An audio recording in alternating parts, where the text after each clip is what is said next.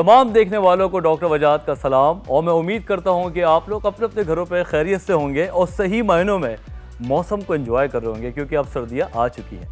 जी हाँ, कराची में भी सर्दी आ चुकी है और हम भी इंजॉय कर रहे हैं। वैसे मौसम का जो असर है मूड पे बहुत अच्छी तरीके से होता है, ये बात तो हम अच्छी तरह जानते हैं। लेकिन एक बात का ख्याल रखें, अफसोस के साथ कहना पड़ता है कि कोविड की जो सेकंड वेव है वो वापस आ गई है हमारे मुल्क के अंदर और बहुत तेज़ी से मरीज़ों में इजाफा हो रहा है। मैं ख़ुद जिन्ना हॉस्पिटल में होता हूँ और आइसोलेशन जो वार्ड है वहाँ पे जाने का कभी कभी वजह बनती है, तो मैं ख़ुद अपनी आंखों से देख के आया हूँ कि मर्ज़ में बहुत तेज़ी से इजाफा हो रहा है। तो प्लीज़ इसको आप इतना आसान ना लें, आपस में एक दूसरे से जितनी मोहब्बत करते हैं इसको सबूत दें, क्योंकि ये एक ऐसी लगने वाली वबा है जो कि किसी को भी किसी से लग सकती है। तो अपना भी एहतियात करें और अपने बच्चों का भी एहतियात करें, अपने बड़ों का भी एहतियात करें, क्योंकि हम सब जानते हैं कि कोविड-19 का अभी तक कोई इलाज नहीं आया। इंशाअल्लाह ताला वैक्सीन भी आ जाएगी, लेकिन अभी हमें सिर्फ़ और सिर्फ हमें एक चीज़ बचा सकती है, वो है एहतियात। जी हाँ, एहतियात करें, अपनी फैमिली के साथ एंजॉय करें। तो जनाब, आज के शो पे हम बात करेंगे सबसे पहले पोलियो के ऊपर। पोलियो को हमारे मुल्क से किस तरीके से हमेशा के लिए भगाया जाए और उसमें आपका क्या किरदार है, फैमिली का क्या किरदार है और कैसे वो अपने बच्चों को बचाएं। अगर हमारे वर्कर्स आपके घरों पे आएँ तो आपने क्या करना है। दूसरी बात ये, क्योंकि कोविड-19 फिर बढ़ गया है, मौसम भी चेंज है, किसी को लगता है कि मुझे नज़ला बुखार है तो कोरोना हो गया है, किसी को लगता है कि मुझे तो कुछ हो ही नहीं सकता, और किसी को आम नज़ला भी होता है तो वो कोरोना के डर से कोविड का टेस्ट कराने भाग रहा होता है। तो देखा जाए तो पूरा माशरा जो है वो अनसर्टनिटी का शिकार है, परेशान है, और इसी परेशानी को लेके लोगों को एंजाइटी डिसऑर्डर्स हो रहे हैं। जनाब, एंजाइटी के पेशेंट्स बन रहे हैं, पैनिक अटैक्स होते हैं। तो आज मैं आपको बताऊंगा कि एंजाइटी डिसऑर्डर क्या है, कैसे होता है, कैसे इलाज कराना है, और ख़ास तौर पे पैनिक डिसऑर्डर क्या ये दिल का दौरा जैसा है, और अगर इसमें तकलीफ़ दिल के दौरे जैसी होती है तो फिर हम इसका इलाज वैसे क्यों नहीं कराते। इन तमाम सवालों के जवाबात आज आपके शो पे होंगे, तो प्लीज़ आप लोग हमारे साथ रहें, कहीं नहीं जाइएगा, क्योंकि हम मिलते हैं एक छोटे से ब्रेक के बाद।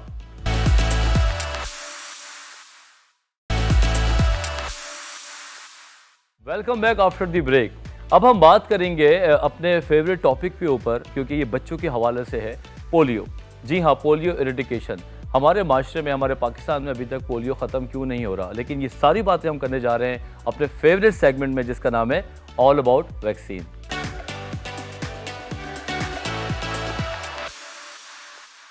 तो जनाब, हम बात करने जा रहे हैं पोलियो इरेडिकेशन के ऊपर। आखिर क्या वजह है कि पाकिस्तान इन दो ममालिक में से एक है जहाँ से पोलियो अभी तक नहीं जा सका।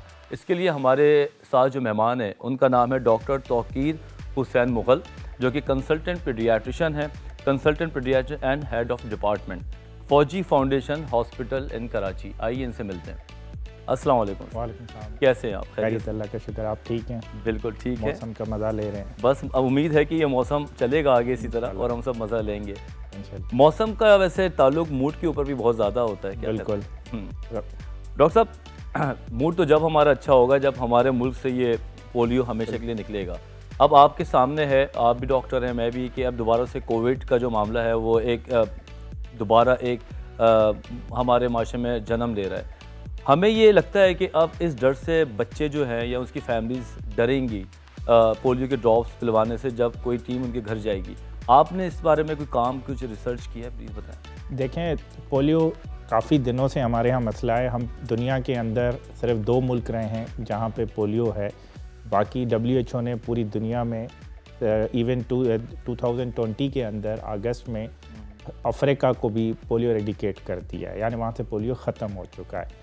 हम पाकिस्तान और अफ़गानिस्तान एक 2 कंट्रीज़ हैं जिसमें पोलियो अभी तक मौजूद है, और जो सक्सेसफुल हिस्ट्री हम मेरे ख्याल एरेडिकेशन में हम 2016, 17 और 18 में हमारे केसेस कम होते जा रहे हैं। 18 में 14-15 केसेस हुए, लेकिन 2019 के अंदर हम 144 और 141 तक केसेस पहुंच गए, और 2020 कल तक हमारे 81 केसेस रिपोर्ट हुए हैं पोलियो के। अच्छा, मतलब एक और बढ़ गया। मुझे याद है कि लास्ट वीक 80 था, अब 81 हो गया। अब एक और बढ़ गया है कि अब वीकली बेसिस पे वो अपडेट करते हैं। तो उसके अंदर बहुत सारी जो हमारी शुरू में, तो जब ये कोविड शुरू हुआ था तो कुछ टाइम के लिए ये जो पोलियो वर्कर्स थे या थोड़ा सा सस्पेंड किया गया था, पोलियो वर्कर्स को, वैक्सीनेशन को नहीं किया गया था। हमारे जो वैक्सीनेशन सेंटर्स थे जहाँ पे ये वैक्सीन लगती थी, जहाँ पे पोलियो भी पिलाया जाता था, वो मौजूद थे, वो कर रहे थे SOPs के साथ, मास्क के साथ। और आजकल जो EPI का प्रोग्राम है, बड़ा अच्छा प्रोग्राम है, जो उन्होंने तो बाकायदा आपका डेटा डालते हैं, आपको मैसेज भेजते हैं, टाइम भेजते हैं, उस टाइम पे आप आएँ उस सेंटर के ऊपर अपनी वैक्सीन डालें। कोई भी वैक्सीन कराने जाता है नॉर्मली जो बर्थ से शुरू होती है हमारे यहाँ 15 मंथ तक, उनका डेटा होता है उनके पास, उसके नाम के साथ, फादर के ID कार्ड के साथ, वो आपको उस 9 पे भी बुलाते हैं। ओवरऑल डॉक्टर साहब मैं जो फील कर रहा हूँ कि हमारा जो काम है वो पहले से बेहतर हो रहा है, मॉडिफाइड हुआ है और काफ़ी अच्छा डेटे के हवाले से हो रहा है, लेकिन वजह क्या है कि हमारा पेशेंट कम क्यों नहीं हो पा रहा? इसकी आपको क्या वजह लगती है? पोलियो कम क्यों नहीं हो पा रहा? पोलियो के अंदर बहुत सारे, जब से पोलियो ये कैंपेन, जब WHO ने डिसाइड किया कि हम पोलियो एरेडिकेट प्रोग्राम करें, और ये दुनिया की पहली डिजीज़ नहीं है जिसके अंदर हम एरेडिकेशन नहीं कर रहे हैं। हमारे पास सक्सेसफुल हिस्ट्री मौजूद है, लाइक स्मॉल पॉक्स के अंदर जो कौम ने, देखें किसी भी जंग में, किसी भी आपने इरादे में, जब तक पूरी कौम एक पेज पे नहीं होगी आप सक्सेसफुल नहीं हो सकते। गवर्नमेंट कुछ भी कर ले, जब तक अवाम और सब उसके साथ नहीं देंगे। उसमें बहुत सारे फैक्टर्स हैं हमारे। एक फैक्टर ये था, जब पोलियो शुरू में आया तो थोड़े से मिसकॉन्सेप्शंस हुए। सबसे पहले ये हुआ कि ये हराम चीज़ से बनी गई है, लाइक अ पिग, और ये उसमें अल्कोहल शराब डाला जाता है पहले। उसके ऊपर फिर हमारे डॉक्टर्स ने और PPA ने बड़ा अच्छा काम किया और उनको दिखाया कि भाई ये नहीं है। फिर उन्होंने इंगेज किया अपने जो हमारे मौलवी साहिबान हैं उनको, उनके साथ मीटिंग्स की, गवर्नमेंट ने भी की, हमारे PPA के मेंबर्स ने भी की। फिर फतवा दिखाया गया, पूरा फतवा भी लिखा के पूरा दिखाया गया कि भाई ये आपके अंदर ये मौजूद है, इसमें कोई हराम चीज़ नहीं है। फिर उससे आगे बढ़े तो लोगों ने कहा कि इसमें जो है, अगर हम पिलाते हैं पोलियो तो इसके अंदर इनफर्टिलिटी यानी बच्चे पैदा करने की सलाहियत, हमारी पॉपुलेशन को कम किया जा रहा है। सही, एक मिसकॉन्सेप्ट। ये तो बहुत बड़ा हर्डल होगा अगर हमारे, ये तो बहुत ही बड़ा था, उसके अंदर बहुत रेजिस्टेंट हुआ। उसके साथ आस्ते आस्ते उन्हें कॉप अप किया। उसके अलावा फिर जो हमारा हेल्थ सिस्टम है वो अप टू डेट नहीं है इस टाइम के, कि हर जगह पे पहुँचे। हमारे जो गांव में जो बैठे हुए हैं, जो बहुत डिफ़िकल्ट एरिया में बैठे हुए हैं, उसकी एक वजह। ठीक है, मतलब ये कि अभी तक हमारे जो लोग हैं उनके दिमाग में कंप्लीटली वो नॉलेज क्लियर नहीं आनी चाहिए। क्लियर हमारे लोगों के पास अभी भी क्लियर नहीं है। आप बाहर की बात करें, मैं लास्ट मंथ की बात कर रहा हूँ कि हमारे पास एक स्टडी की गई PPA की तरफ से, पाकिस्तान पीडियाट्रिक एसोसिएशन है, उसका मैं भी मेंबर हूँ, हमारे सीनियर भी हैं, वो बड़ा वैक्सीनेशन पे काम कर रहे हैं। आपके काफ़ी गेस्ट भी आ चुके हैं, आपको बता भी चुके हैं। तो उन्होंने रिफ्यूज़ल एरिया कौन से जहाँ पे पोलियो वर्कर जाता है और पोलियो नहीं पिलाया जाता। डॉक्टर साहब इस बारे में हम मज़ीद बात करेंगे, एक ब्रेक का टाइम है। तो अगर आपके दिमाग में कोई सवाल है या मिसकॉन्सेप्शन है, क्योंकि हर इंसान के दिमाग में कोई ऐसे सवालात होते हैं जो कि बाज़ औक़ात हकीकत से दूर होते हैं, तो हमारे पास हेल्पलाइन भी है, लेकिन हम बताएंगे इसका नंबर एक ब्रेक के बाद। तो हमारे साथ रहे, हम बिल्कुल छोटे से वक्फे के साथ वापस आते हैं।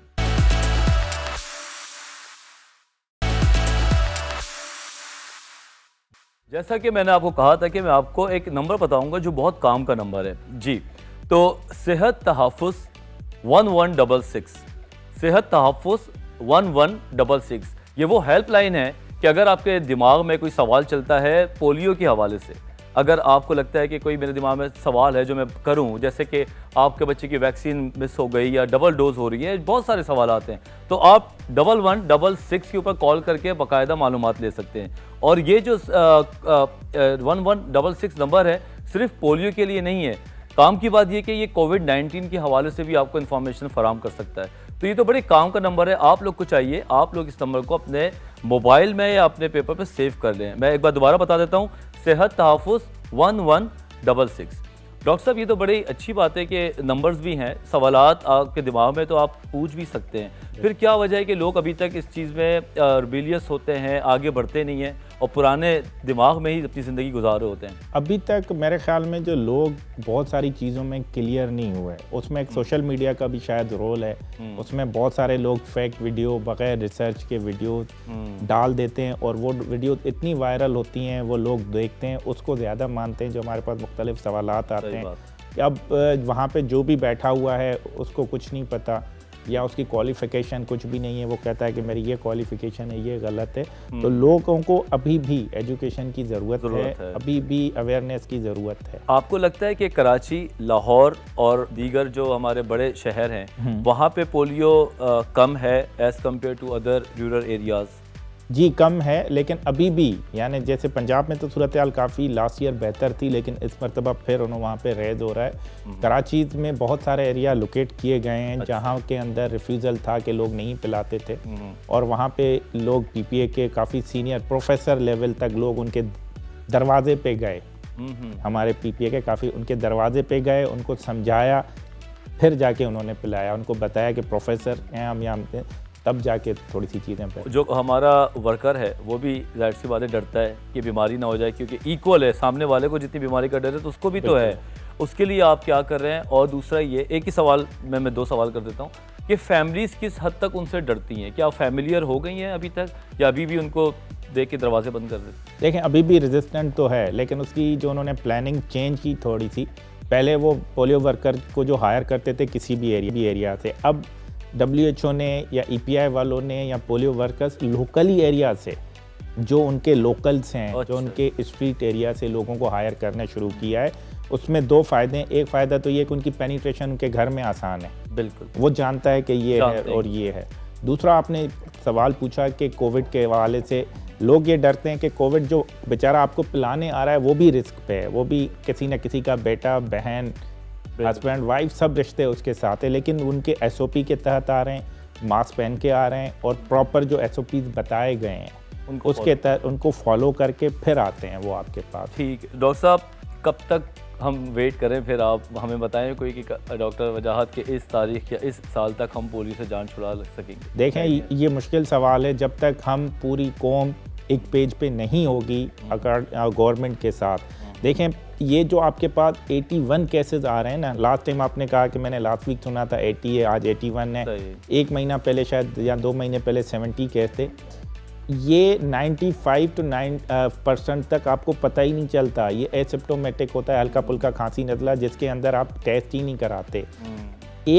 इसको 85 को आप मल्टीप्लाई करें 100 से भी ज़्यादा, ठीक, तो इतने केसेस आपकी कम्युनिटी में मौजूद हैं, क्योंकि उसके लिए अब ये कहना बड़ा मुश्किल है। और एक पोलियो का बच्चा 6 वीक तक अपने स्टूल के अंदर ये जरासीम एक्सक्रीट करता है, फैलता रहता है, तो ये अभी मुश्किल सवाल है, लेकिन कोशिश कर रहे हैं हमें। Thank you so much doctor साहब, बहुत आपने काम की बातें हमें बताई, और आपका जो काम है वाकई आप लोगों ने एक बहुत बड़ी कैंपेन उठाई है, और हम चाहते हैं बेसिकली यहाँ पे इस सेगमेंट को बार बार करने का जो मकसद है वो ये कि आप लोग का घर में बैठ के दिमाग को बदला जाए, क्योंकि मीडिया वो एक वाहिद चीज़ है जो हर घर में जाता है, और हम यहाँ पे बैठ के बात करना चाहते हैं, हर सवाल का आप लोग को जवाब दे रहे होते हैं। तो मुझे उम्मीद है ये कि इस सेशन के बाद कुछ फैमिलीज़ का दिमाग चेंज होगा और वो अपने 5 साल से कम उम्र बच्चों को पोलियो के ड्रॉप्स पिलवाएंगे। इसके बाद हमारे पास एक और सेगमेंट है, क्योंकि हम सब जानते हैं कि कोरोना की 2nd वेव आ गई है तकरीबन, और मौसम भी चेंज हो रहा है। मौसम चेंज होने में फ्लू, खांसी वगैरह भी हैं, और उसमें कोरोना भी चल रहा है। तो हम लोग बड़े परेशान हो गए आए कि ये कोरोना वाला नज़ला है या नहीं, और इस चक्कर में हम बहुत ज़्यादा एंशियस हो गए हैं। Being a psychiatrist I know, मैं साइकेट्री में काम करता हूँ, और एंजाइटी के और पैनिक के इतने पेशेंट्स हमारे पास आ रहे हैं कि हर आदमी को एंजाइटी डिसऑर्डर्स हो रहे हैं और पैनिक डिसऑर्डर हो रहे हैं। तो आज हमने सोचा क्यों ना हम इस टॉपिक के ऊपर बात करें जिसमें आपको पता चलता है कि मुझे एंजाइटी होती क्यों है। तो आप लोग कहीं नहीं रहिएगा, हमारे साथ डॉक्टर हैं, डॉक्टर इकबाल आफरीदी, किसी तारुफ के मोहताज वो है नहीं, तो ब्रेक पे हमारे साथ होंगे। आप कहीं नहीं जाइएगा, क्योंकि हम मिलते हैं एक छोटे से ब्रेक के बाद।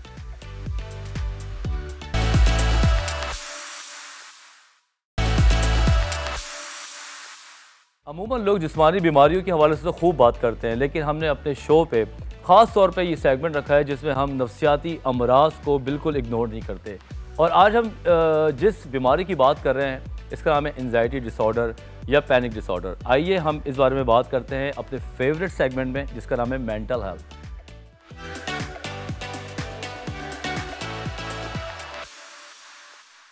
शायद मैं बहुत लकी हूँ कि मेरे साथ जो मेरे साथ मेहमान हैं, जो मेरे टीचर भी हैं, और मैं उनसे बहुत कुछ सीखता हूँ। किताबों के अलावा डॉक्टर साहब के साथ रहना ही हमारे लिए यूनिवर्सिटी से कम नहीं होता। डॉक्टर साहब माशाल्लाह से पाकिस्तान साइकियाट्रिक सोसाइटी के प्रेसिडेंट भी हैं, साथ साथ CPSP के डीन भी हैं, और हमारे JPMC के डीन हैं, साथ साथ JSMU जो कि यूनिवर्सिटी है उसके भी डीन हैं। बात करेंगे हम डॉक्टर इकबाल आफरीदी से। अस्सलाम वालेकुम सर। वालेकुम सर कैसे हैं आप? खैरियत? जी खैरियत। सर बहुत शुक्रिया कि आप मेरे शो पे आए और आपने मेरे शो को इज़्ज़त बख्शी। नहीं, मेरी भी खुशी है कि इस अहम मौजू को आपने चुना, उस पर हम बात करने का हम मौका मिल रहा है। आज हम बात करने जा रहे हैं एंजाइटी पे और पैनिक डिसऑर्डर पे सर। तो मैं आपसे पहला सवाल ये पूछना चाहूँगा बुनियादी कि कोई आम एंजाइटी भी होती है, आम एंजाइटी होती है तो फिर बीमार वाली एंजाइटी होती है, और डॉक्टर के पास कैसे जाते हैं और कब जाते हैं? बिस्मिल्लाहिर्रहमानिर्रहीम। दरअसल हम सबको एंग्जाइटी होती है, दुनिया में कोई शख्स ऐसा नहीं होगा इसको एंग्जाइटी नहीं हुई होगी। वो ड्राइविंग फोर्स है जो हमें कारकर्दगी को इम्प्रूव करता है। तो दरमियानी या optimal anxiety is a good source of good performance. अब यह है कि इसमें घबराहट होती है। अगर मैं और आप परेशान ना हो, एंग्जाइटी ना हो, तो इसकी तैयारी ना करें, इस प्रोग्राम की तैयारी ना करें। बिल्कुल। लेकिन अगर ये एंग्जाइटी ज़रूरत से ज़्यादा हो जाए, इस कदर के परेशान हो, हवास बाख्ता हो जाएं, तो फिर उसके लिए कुछ क्राइटेरिया है कि नॉर्मल एंग्जाइटी के लिए। जी सर। बल्कि फ्रॉइड ने बड़ा अच्छा कहा था कि normal anxiety is a concern about a non danger is normal anxiety, कि एक मुसीबत है उसके लिए परेशान हो, और concern about a danger yet to be discovered, अभी डिस्कवर्ड हुआ ही नहीं है कि मैं फेल हुआ नहीं, रिश्ता टूटा नहीं, परेशान हूँ, ये खाना कम नहीं पड़ा फिर भी परेशान हूँ। तो जनरली हम कहते हैं कि अगर एंग्जाइटी जो इर्रेशनल गैर मंतकी हो जाए कि मसला इतना है, परेशान इतना है। सही। दूसरा तब उसमें दौरानिए में ज़्यादा हो जाए कि एक मेहमान आ गया था, इम्तिहान ख़त्म हो गया फिर भी परेशान है, और उसके अलावा इंटेंसिटी में शिद्दत में ज़्यादा हो, और उसके साथ कंट्रोल से बाहर हो। सबसे अहम है कि कारकर्दगी ख़राब करे। अगर कारकर्दगी ख़राब करती है तो हम कहते हैं ये एक बीमारी की शक्ल में है और फिर उसका इलाज होना चाहिए। सर ये एंजाइटी में एक साइकोलॉजिकल इम्पैक्ट तो आता है, क्या आपको लगता है कि कोई जिस्मानी कंडीशंस भी ऐसी होती हैं जो हमारे लोगों तक पहुंचाना ज़रूरी है? हाँ, इसमें पहली बात तो ये है कि एंग्जाइटी की अलामात भी कुछ साइकोलॉजिकल हैं और कुछ जिस्मानी हैं। मतलब मरीज़ आके कहता है मेरा हाथ थरथरा रहा है, दिल की धड़कन तेज़ हो रही है, दिल डूब रहा है, रोंगटे खड़े हो रहे हैं, चेहरा नीला पड़ रहा है, चक्कर आ रहे हैं, ये तो होते हैं। लेकिन इसमें ज़रूरी बात यह है कि कुछ जिस्मानी बीमारियां भी हैं जो इस कदर प्रेजेंट करती हैं। मिसाल के तौर पर थायराइड हार्मोन का अगर लेवल बढ़ जाए तो उसमें फिर ये होता है कि घबराहट, एंग्जाइटी होती है। इसी तरह से अगर बंदे को जो है वो शुगर लेवल कम हो जाए तो भी हो सकता है, या इलेक्ट्रोलाइट्स यानी कि सोडियम पोटाशियम कम हो जाए, उससे भी होती हैं। बिल्कुल। तो इस तरीके से जिस्मानी मसाइल के साथ साथ, लेकिन इन चीज़ों को जब रूल आउट करते हैं कि ये कार्डिक प्रॉब्लम नहीं है, ये माइंड वो नहीं है। अच्छा, लोग अक्सर परेशान होते हैं कि शायद मैं कोई दिमाग में ट्यूमर है, वो छोटी सी उम्र में आएंगे, वो बिला वजह टेस्ट कराते हैं। तो बेहतर है कि पहले एक ज़हनी मुआलिजीन का मुआयना कराएं, अगर ज़रूरत हो तो टेस्ट कराएं। बिल्कुल। डॉक्टर साहब, गुज़श्ता साल हम सब के लिए एक चैलेंजिंग साल गुजरा, डॉक्टर्स के लिए भी और हमारे आम लोगों के लिए भी, क्योंकि सबको कोविड का खदशा था। कोविड के डर से मीडिया ने बहुत अच्छी कैंपेन चलाई, लेकिन इन तमाम चीज़ों की वजह से दिमाग में एक चीज़ बैठ गई, और अब दोबारा से कोविड एक सेकंड वेव हमारे सामने है। आज मीटिंग में भी हम ये बात कर रहे थे कि अब आगे की SOPs को दोबारा फॉलो करना है। ये तमाम चीज़ें क्या हमारे एंजाइटी के लेवल को बढ़ाती हैं, और क्या पैनिक अटैक्स इनकी वजह से होते हैं?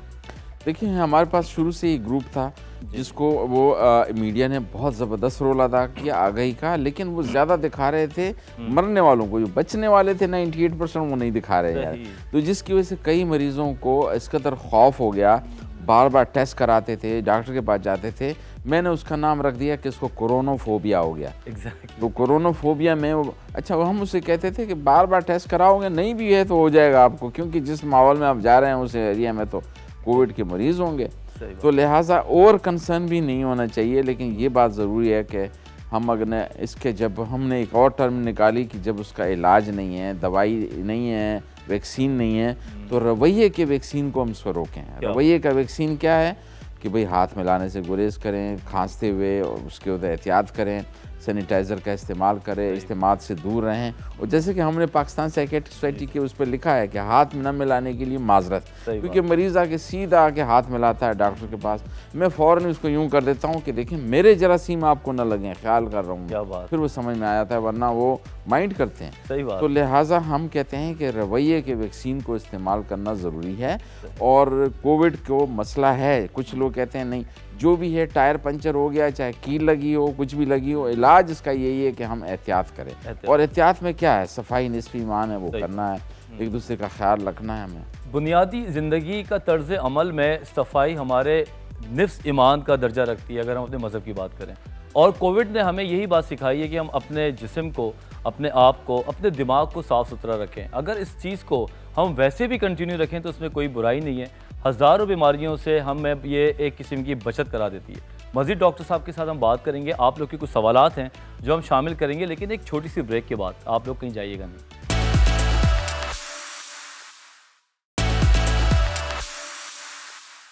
Welcome back after the break. अभी तक हमने बात की डॉक्टर साहब के साथ कि नॉर्मल एंजाइटी क्या होती है और अगर ये मर्ज़ की शक्ल इख्तियार करे तो हमने कब डॉक्टर के पास जाना है। बहुत सारी बातें हैं, टाइम बहुत महदूद है, तो हम डायरेक्ट डॉक्टर साहब के पास चलते हैं। डॉक्टर साहब, एंजाइटी की बेसिक चीज़ें तो आपने बताई, इनकी कोई टाइप्स भी होती हैं? कुछ इसकी वैरायटी हैं। मिसाल के जनरलाइज एंजाइटी डिसऑर्डर, जिसमें मुसलसल बंदा हर चीज़ के लिए परेशान हो कि बच्चा गया है, सही होगा नहीं, ये जो है कपड़े सही सिए जाएंगे नहीं, स्त्री सही होगी नहीं होगी, खाना पूरा पड़ेगा नहीं, हर चीज़ के लिए परेशान होता है। अच्छा। और कम से कम 1 महीने तक अगर ऐसा हो तो फिर हम कहते हैं ये जनरलाइज एंजाइटी डिसऑर्डर। अच्छा, फिर मतलब वो हर चीज़ में परेशान कि पता नहीं स्कूल जाऊंगा पेन होगा नहीं होगा, उधर इंटरव्यू में ये पूछा जाएगा नहीं पूछा, हर चीज़ के लिए परेशान। और बिल गया है, बिल ठीक होगा नहीं होगा, बिजली का बिल ज़्यादा आएगा नहीं, सही होगा, हर चीज़ के लिए परेशान। अच्छा, दूसरी वैरायटी है फोबिक एंजाइटी, जिसमें खौफ होता है और बंदा अवॉइड करता है। मसलन एक स्पेसिफिक फोबिया है, एक एग्रोफोबिया है। जी सर। जिसमें माइक से भागेगा या आगे आएगा नहीं, फ्रंट पे नहीं आएगा। फिर इसी तरह से जो है ये एक जो है जिसको हम पोस्ट ट्रॉमेटिक स्ट्रेस डिसऑर्डर कहते हैं, उसमें भी एंजाइटी होती है। लेकिन उसके अंदर होता ये कि अगर एक शदीद किस्म की एंजाइटी परेशानी हो या तकलीफदायक वाक़या हो जाए, जैसे अर्थक्वेक हो गया या डिज़ास्टर हो गया, उसके 1 महीने बाद बार बार उसके बारे में ख्यालात आते हों, सोते में भी जागते में भी वो बंदा परेशान हो, तो हम कहते हैं पोस्ट ट्रॉमेटिक स्ट्रेस डिसऑर्डर हो गया। अगर एक्यूट स्ट्रेस है कि अभी परेशानी भी फेल हो गया या कोई मंगनी टूट गई या शादी जो है तलाक हो गई, उसके बाद में घबराहट है, वो एक्यूट एंजाइटी है। और एक होती है पैनिक डिसऑर्डर। ठीक। अच्छा, पैनिक डिसऑर्डर में ये होता है कि शदीद किस्म के एंजाइटी के, घबराहट के दौरे पड़ते हैं जो कम से कम हफ्ते में 2 और महीने में 4 हो जाएं। और उसमें मरीज सोचता है कि या तो मुझे हार्ट अटैक हो जाएगा, बिल्कुल, या जो है मेरी सांस बंद हो जाएगी, या मर जाऊंगा, या पागल हो जाऊंगा, क्रेजी हो जाऊंगा। और फिर दौरे के दौरान इसका दौरानिया तकरीबन चंद मिनट से शुरू करके आधा घंटा होगा, फिर उसको अचानक फिक्र होगी कि दोबारा ना हो जाए, मुझे ये ना हो जाए। और बहुत बार बार वो टेस्टें कराता है, कभी किसकी, तो बजाय वो साइकेट्रिस्ट के और साइकोलॉजिस्ट के पास जाने के मुख्तलिफ किस्म के टेस्ट करके, हम मेरे पास तो कुछ मरीज आते हैं 10 लाख खर्च करके फिर आते हैं, सही बात, पहुँचते हैं। तो उसमें ये होता है कि पैनिक डिसऑर्डर में कि मरीज सोचता है कि बहुत बड़ी बीमारी है। हम पहले इसको कहते हैं कि आपकी नज़र में ये बीमारी इतनी है, हमारी नज़र में बहुत छोटी है। इसकी मिसाल देते हैं कि गाड़ी के प्लग में अगर कचरा आ जाए और हचकोले खा रही हो, नया ड्राइवर हो, वो कहेगा इंजन गया, सीज हो गया। मसला इतना होता है, महसूस इतना होता है। तो आपकी बीमारी भी ऐसी है। क्या बात। डॉक्टर साहब, कोविड जो है वो कौन सी एंजाइटी में फिट होता है? आपको क्या लगता है कि ये कौन से एंजाइटी डिसऑर्डर के अंदर ज़्यादा हमारे पेशेंट से ला रहे होते हैं? PTSD है या पैनिक के साथ है क्या? अच्छा, इसमें सारी कोई भी चीज़ नहीं, इसमें सबसे पहले तो ये एक स्ट्रेस होता है। ठीक है। एंग्जाइटी हो सकती है, मुझे ना हो जाए, मेरे घर वालों को ना हो जाए। जैसे हमने जो प्रोग्राम किया वो UK की डॉक्टर थी, वो परेशान थी कि मैं ड्यूटी तो करती हूँ लेकिन मैं परेशान होती हूँ कि मेरी वजह से मेरे बच्चों को ना हो जाए। सही। तो ये फिक्र रहती है। तो इसके साथ साथ ये होता है कि अगर वो 1 महीने बाद जो है फिर भी कोई फौत हो गया, फौत की या किसी को वो हो गया, वेंटिलेटर पे देखा, उसके बाद पोस्ट ट्रॉमेटिक स्ट्रेस डिसऑर्डर भी होता है। तो इसकी जो एंग्जाइटी, डिप्रेशन, स्ट्रेस सारा इससे रिलेटेड वो हो सकते हैं। और कोविड से मुताल्लिक़ ख़ास तौर पर इंसान उसका और ऑब्सेशन होता है कि मुझे हो, वो अब ना हुआ हो, अब ना हुआ हो। वो एक पेशेंट बार बार टेस्ट कराता था कि अब नहीं हुआ हो, अब नहीं हुआ हो। तो इसमें हम कहते हैं कि ओवर कंसर्न, ये रिपीटेड आइडियाज़ आते हों, आप उसको चाहते हैं कि मेरा फरसूदा ख्याल है ना आए, फिर भी आता हो, तो हम कहते हैं पोस्ट ट्रॉमेटिक स्ट्रेस डिसऑर्डर हो गया। सर, कोविड-19 की एंजाइटी है, इसकी ट्रीटमेंट में आप क्या लोगों को बताना चाहेंगे? आम एंजाइटी में और कोविड के अंदर जहन में ये रखे कि अपनी फहम को ठीक करे कि ये बीमारी अगर देखा जाए कि मलेरिया, टाइफाइड या ट्यूबी से जितने लोग मरते हैं उससे तो नहीं मरते इतने, बेशक। उसकी वजह इसकी मॉर्टेलिटी बहुत कम है, 1.6 या 7 है। सही। जबकि दूसर जो बीमारियां हैं, HIV है, एड्स है, उसकी तो मॉर्टेलिटी इंतहाई ख़तरनाक है। तो फहम ये होना चाहिए कि बच्चे बहुत लोग, 98% लोग तो बच गए, तो लिहाजा इतनी फैटल नहीं है, लेकिन तब भी एहतियात की ज़रूरत है। पहले तो अपनी फहम को ठीक करें और जो मीडिया पे दिखाया जाता है या ऑथेंटिक साइट देखे जाएं कि देखें मरने वालों से बचने वालों की तादाद बहुत 90% ज़्यादा है। घर में जो बैठे हुए हैं, जो आइसोलेटेड भी हैं, उनके लिए क्या टेक्निक्स हैं, क्या बताइए? उसके लिए हम ये कहते हैं कि आप 24 घंटे को अगर लॉकडाउन है तो उसके लिए ऐसा तकसीम करें कि अपनी नींद का ख्याल भरपूर रखें, रात जल्दी सोएं। ये नहीं है कि उस पर व्हाट्सएप पे लगे हुए हैं या उस पर देख रहे हैं, तो क्योंकि नींद अच्छी होगी तो इम्यूनिटी अच्छी होगी, और इम्यूनिटी ठीक होगी और रात भरपूर नींद होगी तो आप वो घबराहट, बेचैनी नहीं होगी, जहनी सेहत अच्छी होगा। दूसरा, अपनी ग़िज़ा का ख़ास ख्याल रखें। ग़िज़ा में क्या चीज़? ग़िज़ा में वो वाली चीज़ें हैं, लोग सोचते हैं कि शायद चाय, कॉफ़ी, कोल्ड ड्रिंक और ये सिगरेट पीने से ये अच्छा होगा, घबराहट ख़त्म होगी। उल्टा है। अच्छा। चाय से, कॉफ़ी से, कैफ़ीन, निकोटीन से घबराहट बढ़ती है और इम्यूनिटी भी ख़राब होती है। उसके बजाय अगर वो चीज़ें खाएं जिसमें ट्रिप्टोफैन या टायरामीन हो, जैसे केला हो गया, लोबिया हो गया, दही हो गया, दूध, पानी ज़्यादा पिए।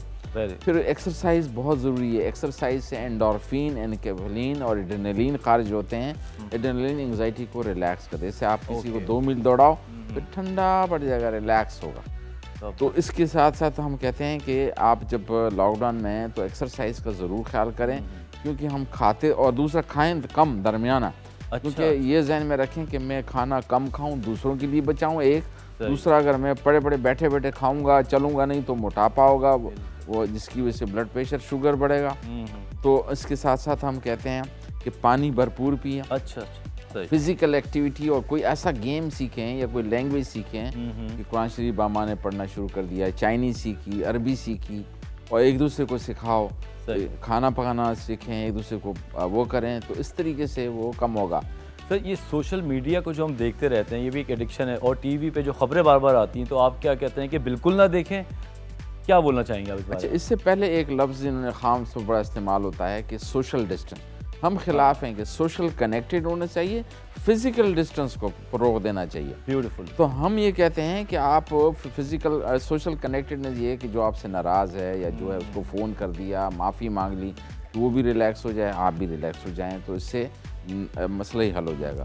अब ये है कि टीवी पे जब हम कहते हैं तो एक तो वो टीवी चैनल देखने चाहिए जो ऑथेंटिक हों, वो साइट देखनी चाहिए, जैसे WHO की साइट या हमारी मिनिस्ट्री ऑफ हेल्थ की साइट है कि इसमें ख़बरें क्या हैं। सही। और दूसरा ये कि गैर ज़रूरी नहीं देखना चाहिए कि वही ख़बर बार बार देख रहे हैं। तो जहन में होना चाहिए कि ओवर जो है ज़्यादा स्क्रीन टाइम ज़्यादा नहीं होना चाहिए, जिसमें मोबाइल भी शामिल है। बेहतर होगा, हरकत में बरकत है, फ़िज़िकल एक्टिविटी करें, सफाई का ख्याल करें, निस्फ़ीमान नई किताब पढ़ लें, तो बड़ा मौका है इस पर, लैंग्वेज सीखें। सर, कोई मैसेज देना चाहें तो प्लीज़ आप हमारी आवाम को प्लीज़। बस इससे मैं ये कहना चाहता हूँ कि एंग्जाइटी से कोई मुस्तस्ना नहीं है, मुझे भी हो सकती है, आपको भी हो सकती है, और उसको कंट्रोल करने के जो तरीके हैं कि वक्त पे सोना, अच्छी तर्ज ज़िंदगी, वक्त पे सोना, उठना, वर्जिश, इबादत, और फिर नफ्सियाती मुआलिजीन से रुजू करने में कोई हर्ज नहीं होना चाहिए। और वो आसान तरीके हैं, उसके डीप ब्रीदिंग का तरीका या रिलैक्सेशन की जो टेक्निक है जैकब्सन के, वो बता देते हैं, जिस्म रिलैक्स हो जाता है, इससे इम्यूनिटी बढ़ती है, इसमें जिस्म में, यादाश्त में सब अच्छाइयाँ होती हैं और परफॉर्मेंस अच्छी हो जाती है। थैंक यू डॉक्टर साहब। जनाब, कोशिश हमारी यही है कि आप लोगों को पोलियो के हवाले से वो नॉलेज दी जाए जो ना होने की वजह से हमारे बच्चे या हम लोग पोलियो के कतरे नहीं पिलाते। तो आई होप आप लोग को समझ आया होगा कि कितना ज़रूरी है बच्चों को कतरे पिलाना। तो प्लीज़ इस चीज़ को इग्नोर ना करें और अपने बच्चों को बवक्त ड्रॉप्स लें, क्योंकि याद रखें कि इसका इलाज नहीं है, और जिस बीमारी का इलाज नहीं होता तो उसको हम प्रोएक्टिवली देखते हैं। वो कहते हैं ना कि prevention is better than cure. तो प्लीज़ इस चीज़ को समझें। और दूसरी बात, एंजाइटी को बेशक कंट्रोल करने के लिए दवाइयाँ तो हैं ही, लेकिन हमें अपने ऊपर बहुत काम करना पड़ता है। बीमारी का हो जाना हमारे हाथ में नहीं होता, लेकिन उसका इलाज हमारे हाथ में होता है। हमें ऐसी टेक्निक्स को इस्तेमाल करना चाहिए जैसे कि कम खाना, एक्सरसाइज करना जिस्म के लिए और दिमाग के लिए बहुत ज़रूरी है। दूसरी बात ये कि कैफ़ीन से बच के रहें, क्योंकि कैफ़ीन और स्मोकिंग एंजाइटी को बढ़ाती है। ये वो टेक्निक्स हैं जिसको अगर आप रोज़ाना की बेस पे काम करें तो मैं आपको इस बात का यकीन दिलाता हूँ कि आप एंजाइटी को हमेशा के लिए खैराबाद कर सकते हैं। तो जनाब, इस बात के साथ मैं अपने शो को इख्तिताम की तरफ लेके जा रहा हूँ और उम्मीद करता हूँ कि आप लोगों को ये शो पसंद आएगा। और अगर आपके सवालात हों, आपके दिमाग में कोई बात हो, तो प्लीज़ हमसे कांटेक्ट करें, क्योंकि हम दोबारा संडे को 11 बजे फिर हाज़िर होंगे ओनली ऑन डॉन न्यूज़। जब तक के लिए खुदा हाफ़िज़।